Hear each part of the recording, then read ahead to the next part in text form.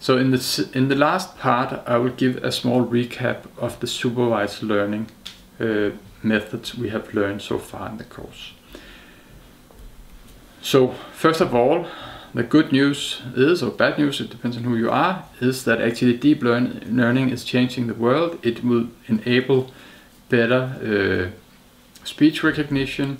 It will enable self-driving cars.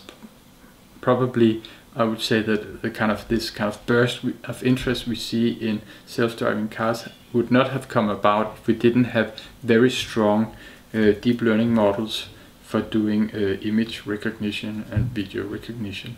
And it can be used for many other things like machine translation and so on. I think that in the coming years we will really go on seeing a burst in activity where people researchers try and companies try to apply this in new areas.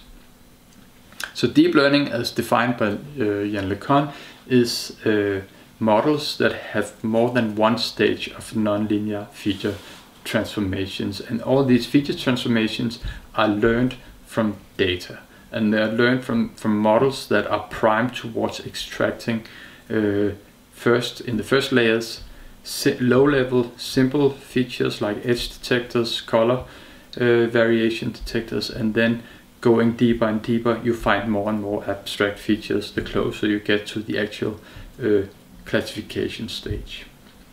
And here's an example model, a fully connected model, where we have an input of MNIST input, and we have 2 layers of hidden units, and all in all 3 layers of adaptable weights, and the numbers, how many units we put in each of the layers and what activation functions we put in the hidden units. That's of course kind of hyperparameter choices we have to make, and we can vary this and look at a validation set in order to optimize our choices.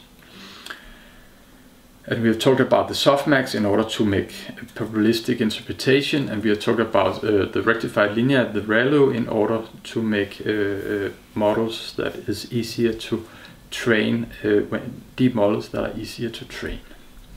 Yes, and training is done by maximum likelihood. That means that we are minimizing the log of the probability of our labels in the data set.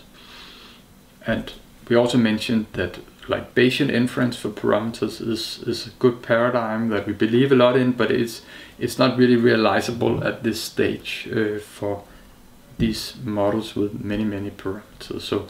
So for the next couple of years, I believe that this kind of maximum likelihood driven methods with clever ways of doing regularization, poor man Bayes, you could say, regularization will be the preferred method to use.